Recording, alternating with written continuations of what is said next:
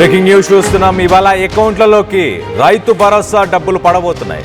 రూపాయలు 6,000 చొప్పున ఇటు రైతుల అకౌంట్లో మొదటి దశలో ఇటు 3,600 కోట్లు జమ కాబోతున్నాయి. మరో 20 రోజుల్లో 2,700 కోట్లు. ఆ తర్వాత మూడో దశలో 2,700 కోట్లు. మొత్తంగా 45 రోజుల్లో 9,000 కోట్లు ఇటు 70 లక్షల మంది రైతులకి ప్రయోజనం కాబోతున్నాయి. ఇటు సిద్దిపేట సభలో ఇటు సీఎం రేవంత్ రెడ్డి సిద్దిపేట సభలో ప్రకటించారు. నిన్న ఒక్కసారి మనం చూస్తే కనుక నర్మెట్ట గ్రామం సిద్దిపేట జిల్లాకు సంబంధించి ఇటు యాసంగి కోసం రైతులకు రైతు భరోసా ఇవ్వబోతున్నారు. ఇటు మొత్తంగా 9,000 కోట్లు, దాదాపు 1,50,00,000 ఎకరాలకు గాను ఇటు 70 లక్షల రైతులకు ఈ డబ్బులు ఇవ్వబోతున్నారు. 45 రోజుల లోపల ఈ 3 దశల్లో ఈ డబ్బులన్నింటినీ ఇటు రైతుల అకౌంట్లో వేయబోతున్నట్టు తెలుస్తుంది. మొదటగా ఇటు మార్చ్ 23న మనం చూస్తే కనుక 3,600 కోట్లు, అలాగే సెకండ్ ఫేజ్ మిడ్ ఏప్రిల్లో సెకండ్ ఫేజ్లో 2,700, అలాగే ఏప్రిల్ ఎండింగ్ లోపల మరొక 2,700 కోట్లని మొత్తానికైతే ఇటు రైతుల అకౌంట్లో జమ చేయబోతున్నారు. దీనికి సంబంధించి లేటెస్ట్ అప్డేట్ తీసుకునే ప్రయత్నం చేద్దాం. ఇటు మా ప్రతినిధి మధు కూడా రెడీగా ఉన్నారు. మధుతో మాట్లాడి తెలుసుకునే ప్రయత్నం చేద్దాం. మధు, చెప్పండి, సీఎం రేవంత్ రెడ్డి చెప్పినట్టు మొత్తంగా 45 రోజుల్లోనే ఈ కార్యక్రమం అంతా అవ్వబోతుందా?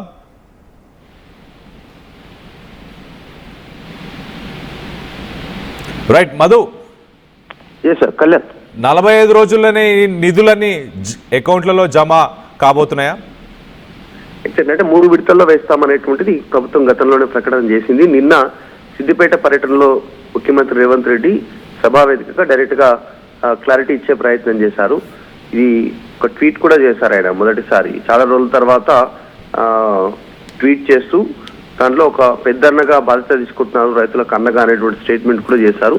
మొదటి విడత కింద నిన్న 6,000 రూపాయల చొప్పున ఒక్కొక్కరికి ఎకరాకి ఒక ఎకరం ఉన్నటువంటి రైతులకు నిన్న మొదటి కింద వాళ్ళకి క్లారిటీ వాళ్ళకి అకౌంట్లో జమ చేసేలా చేశారు. నిన్న సండే ఉన్నందుకు ఈరోజు జమగానున్నాయి. మొత్తం 3,600 కోట్లు రైతుల ఖాతాల్లో జమ అయిపోయాయి. తర్వాత మరొక 2,700 కోట్లేమో ఒక 20 రోజులకు, మరొక 20 రోజులకు 2,700 కోట్లు, మొత్తం 9,000 కోట్లను రైతుల ఖాతాల్లో జమ చేయడానికి ప్రభుత్వం నిర్ణయం తీసుకుంది. ప్రభుత్వం దగ్గర నిధులు ఉన్నాయి ఆల్రెడీ. కాకపోతే మొదటి విడత కింద 1 ఎకరం ఉన్నటువంటి వారికి ఈరోజు రైతుల ఖాతాలో జమగానున్నాయి. ఆయన కాకపోతే ప్రతిపక్షాల నుంచి విమర్శలు ఉన్నాయి గతం నుంచి, మొదటి నుంచి కూడా. రైతు పెట్టుబడి సహాయం అనేటువంటిది పంటకు ఎగ్జాక్ట్లీ పంట వేసే ముందు ఇవ్వాల్సినటువంటిది ఆల్రెడీ పంట వేశారు. ఇప్పుడు కోతకు వచ్చినటువంటి పరిస్థితి, ఈ సమయంలో ఇస్తే దాన్ని పెట్టుబడి సహాయం ఎలా అంటారు అనేటువంటిది వాళ్ళు క్వశ్చన్ చేస్తా ఉన్నారు. అయినప్పటికీ కూడా మొత్తం 70 లక్షల మంది రైతులకు 9,000 కోట్ల రైతు భరోసా నిధులను ప్రభుత్వం డైరెక్ట్ గా రైతు ఖాతాల్లో జమ చేయడానికి ప్రభుత్వం నిర్ణయం తీసుకుంది. ఇది మొత్తం 3 విడతల్లో జమ కానున్నాయి. రైట్ మధు, దీనికి ఎవరెవరే ఎలిజిబుల్? గతంలో మనం చూసాం, ఇటు రియల్ ఎస్టేట్కి కావచ్చు, వెంచర్స్ ఉన్న వాళ్ళు కావచ్చు, అలాగే బంజారా భూమి కావచ్చు, ఇలాంటి వాళ్ళకి ఇవ్వమంటూ ఎలిజిబిలిటీ క్రైటీరియాని ముందుకు తీసుకొచ్చే ప్రయత్నం చేశారు. ఈసారి దీనికి ఎలిజిబిలిటీ పరంగా ఏమన్నా అంశాలు ఉన్నాయా? అంటే గతంలో కాంగ్రెస్ అధికారంలోకి రాగానే దీన్ని తెరపైకి తీసుకొచ్చారు. ఈ రైతు బంధు కింద పెట్టుబడి సహాయం ఏమవుతుందో దాన్ని స్ట్రీమ్ లైన్ లోకి తీసుకొస్తాము. నిజంగా రైతులు ఎవరైతే సాగు చేస్తా ఉన్నారో సాగు భూములకు మాత్రమే పెట్టుబడి సహాయం అందజేస్తాం అనేటువంటి స్టేట్మెంట్ గతంలో ప్రభుత్వం చేసిన మాట వాస్తవం. ఈ మధ్య కాలంలో రీసెంట్ గా శాటిలైట్ సర్వే చేశారు. శాటిలైట్ సర్వే రిపోర్ట్ ఆధారంగా కేవలం సాగు భూములకు మాత్రమే, వారు ఎంత సాగు చేస్తారో ఆ భూములకు మాత్రమే రైతు భరోసా నిధులు కేటాయించాలనేటువంటి ప్రభుత్వం నిర్ణయం తీసుకుంది. దాదాపు దానికి సంబంధించిన ప్రక్రియ అంతా పూర్తయింది. కానీ చివరి క్షణంలో ఏదో ఒక రూపంలో ముందుకు రావడంతో రాష్ట్రంలో దాన్ని విరమించుకున్నట్టుగా ప్రభుత్వం కాస్త బ్యాక్ స్టెప్ వేసినట్టుగా చర్చ జరిగింది. మనం చూసాం గతంలో జనరల్ ఎలక్షన్స్ అయిపోయిన వెంటనే పార్లమెంట్ కానీ, తర్వాత కంటోన్మెంట్ ఉప ఎన్నిక, జూబ్లీహిల్స్ ఈ మధ్యకాలంలో మరొక ఉప ఎన్నిక, తర్వాత సర్పంచ్ ఎన్నికలు అయిపోయాయి. నెక్స్ట్ జెడ్పీటీసీ, ఎంపీటీసీ, జిహెచ్ఎంసీ ఎన్నికలు ఉండేటువంటి అవకాశం ఉంది. ఇప్పట్లో ప్రయోగం చేసేటువంటి అవకాశం ఉండకపోవచ్చు. అందులో భాగంగానే బ్యాక్ స్టెప్ వేసింది అనేటువంటి చర్చ కూడా ఉంది. శాటిలైట్ సర్వే ద్వారా కేవలం ఇప్పుడు ఎగ్జాంపుల్ 10 ఎకరాల భూమి ఉండి అందులో కేవలం 2 నుంచి 3, 4 ఎకరాలు, 5 ఎకరాలు సాగు చేస్తే ఆ 4-5 ఎకరాలకు మాత్రమే పెట్టుబడి సహాయం అందించాలి. సాగు చేయని భూమికి పెట్టుబడి సాయం ఇవ్వద్దు అనేటువంటి ప్రభుత్వం నిర్ణయం తీసుకుంది. తర్వాత గతంలో రియల్ ఎస్టేట్ భూములకి ప్లాట్లుగా అమ్ముడుపోయినటువంటి వాటికి కానీ గుట్టలు, చెలకలు, బీడు భూములు ఏవైతున్నాయో వాటికి సంబంధించినటువంటి విషయంలో కూడా కాస్త నిర్ణయం తీసుకుందాం అనుకున్నారు. కానీ చివరికి యథావిధిగా గతంలో బీఆర్ఎస్ హయాంలో ఏ రకంగా అయితే పెట్టుబడి సాయం అందించారో అదేవిధంగా కంటిన్యూ చేసే ప్రయత్నం అయితే చేశారు. ఈసారికి ఫ్యూచర్ లో ఎన్నికలు అయిపోయిన తర్వాత మాత్రం దీన్ని స్ట్రీమ్లైన్ చేయడానికి ప్రభుత్వం సిద్ధంగా అయితే ఉంది. కాకపోతే నిన్న ముఖ్యమంత్రి స్టేట్మెంట్ చేశారు, రైతులకు అండగా ఈ నిర్ణయం తీసుకుంటున్నారు, రైతు ప్రభుత్వం కింద మాది ఖచ్చితంగా పనిచేస్తున్నటువంటి స్టేట్మెంట్ అయితే చేశారు. రైట్. నిన్న నర్మెట్ట గ్రామం సిద్దిపేట జిల్లాలో సీఎం రేవంత్ రెడ్డి ఏం మాట్లాడారో ఒక్కసారి ఆయన మాటలను వినే ప్రయత్నం చేద్దాం. రైతులకు మనం ఇస్తున్న రైతు భరోసా పెంచడమే కాదు, వాళ్లకు ఈరోజు సిద్దిపేట గడ్డ మీద నుంచి రైతు భరోసా నిధులను విడుదల చెయ్యాలని ఇంతకుముందు కంప్యూటర్లో తుమ్మల నాగేశ్వరరావు గారు ఇతర సహచర మంత్రివర్గ సభ్యుల సమక్షంలో 70 లక్షల మందికి 3,600 కోట్ల రూపాయలు దాదాపుగా ఇవాళ బటన్ నొక్కితే రేపటిలోగా మీ ఖాతాలలో ప్రతి రైతుకు 70 లక్షల మంది రైతుల ఖాతాలలో రైతు భరోసా నిధులు పడతాయి. అదే విధంగా ఇంకా మిగిలిన 5,400 కోట్ల రూపాయలు 20 రోజుల్లో ఇంకొక 2,700 కోట్లు, అక్కడి నుంచి ఇంకొక 20 రోజుల్లో ఇంకో 2,700 కోట్లు, దాదాపుగా ఇవాళ మార్చి 22 తారీఖు నాడు మనం ఉన్నాం. 45 రోజుల్లో 9,000 కోట్ల రూపాయల రైతు భరోసా 70 లక్షల రైతుల ఖాతాలలో వేసి రైతుల కళ్ళల్లో ఆనందం చూడాలి. ఈ ప్రగతి ప్రణాళికలో రైతుల సంక్షేమం కోసం పనిచేయాలని మా ప్రభుత్వం దీక్ష భూని ఈనాడు సిద్దిపేట జిల్లాకు వచ్చి ఈ కార్యక్రమాన్ని ప్రారంభించుకున్నాం. రైతులకు మనం ఇస్తున్న రైతు భరోసా పెంచడమే కాదు, వాళ్లకు ఈరోజు సిద్దిపేట గడ్డ మీద నుంచి రైతు భరోసా నిధులను విడుదల చెయ్యాలని ఇంతకుముందు కంప్యూటర్లో తుమ్మల నాగేశ్వరరావు గారు ఇతర సహచర మంత్రివర్గ సభ్యుల సమక్షంలో 70 లక్షల మందికి 3,600 కోట్ల రూపాయలు దాదాపుగా ఇవాళ బటన్ నొక్కితే రేపటిలోగా మీ ఖాతాలలో ప్రతి రైతుకు 70 లక్షల మంది రైతుల ఖాతాలలో రైతు భరోసా నిధులు పడతాయి.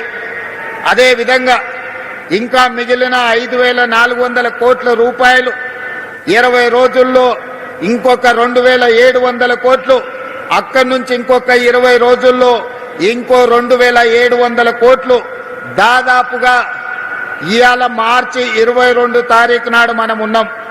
45 రోజుల్లో 9,000 కోట్ల రూపాయల రైతు భరోసా 70 లక్షల రైతుల ఖాతాలలో వేసి రైతుల కళ్ళల్లో ఆనందం చూడాలి. ఈ ప్రగతి ప్రణాళికలో రైతుల సంక్షేమం కోసం పనిచేయాలని మా ప్రభుత్వం దీక్ష భూని ఈనాడు సిద్దిపేట జిల్లాకు వచ్చి ఈ మొత్తం మీద ఇటు సీఎం రేవంత్ రెడ్డి నర్మేట గ్రామం సిద్దిపేటలో ఆయన రైతు భరోసా గురించి చెప్పాడు. 3 దశల్లో ఒక బటన్ నొక్కగానే మొత్తంగా 9,000 కోట్ల డబ్బు 70 లక్షల రైతుల అకౌంట్లో పడబోతుంది 3 దశల్లో అంటూ చెప్పుకొచ్చే ప్రయత్నం చేశారు. మొదటగా ఇటు మార్చి 23న 3,600 కోట్లు, దాని తర్వాత 20 రోజుల పరిమితిలోనే ఇటు 2,700 కోట్లు, మరొక 20 రోజుల పరిమితిలోనే ఇటు 2,700 కోట్లు, మొత్తంగా ఇటు 9,000 కోట్ల డబ్బుని ఇటు రైతుల అకౌంట్లో 45 రోజుల్లోనే జమ చేయబోతున్నాం అంటూ చెప్పుకొచ్చే ప్రయత్నం చేశాడు. దీనికి సంబంధించి మరింత అప్డేట్ తీసుకునే ప్రయత్నం చేద్దాం. ఇటు మా ప్రతినిధి మధు ఉన్నారు, మధుతో మాట్లాడదలుచుకునే ప్రయత్నం చేద్దాం. మధు, ఇటు ప్రతిపక్షాలు కానీ ఇటు రైతు సంఘాలు కానీ ఎలాంటి డిమాండ్లు ముందుకు తీసుకొచ్చే ప్రయత్నం చేస్తున్నాయి? సమయానికి ఇవ్వాలి అంటూ కోరుతున్నారా, లేకపోతే దాన్ని ఏమన్నా ఇంక్రీజ్ చేయాలని కోరుతున్నారా? వాళ్ళ డిమాండ్స్ ఏమున్నాయి?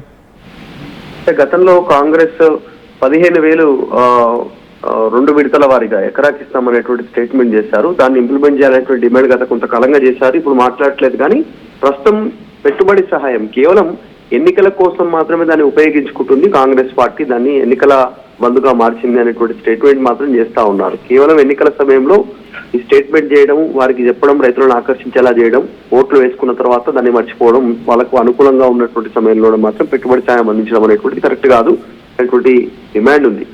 రైతు సంఘాలకు సంబంధించి కూడా పెట్టుబడి సహాయం అనేది ఎగ్జాక్ట్లీ పంట సాగు చేసేటువంటి ఊళ్ళు అంటే నేల దున్ని విత్తనాలు వేసేటువంటి సమయానికి అంటే ముందుగానే పెట్టుబడి సహాయం అందిస్తే ఎరువులు కొనుక్కోవడానికో ఇంకా ఇతరత్రకు సంబంధించిన పరికరాలు కొనుక్కోవడానికో పెట్టుబడి సహాయానికి ఉపయోగకరంగా ఉంటుంది. ఆ రకంగా పెట్టుబడి సహాయం అందించాలి. కానీ ఎందుకు డిలే జరుగుతూ ఉంది?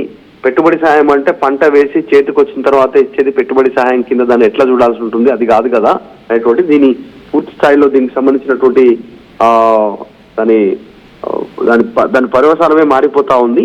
అట్లా ఉండొద్దు అనేటువంటి డిమాండ్ ఉన్నాయి.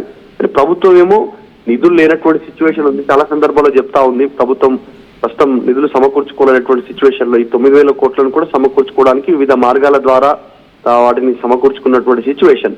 అనుకున్నట్టుగానే మేము ఇస్తున్నామనేటువంటి ప్రభుత్వ వెర్షన్ ఉన్నప్పటికీ ప్రతిపక్షాల నుంచి రైతు సంఘాల నుంచి ఒక డిమాండ్ అయితే ఉంది.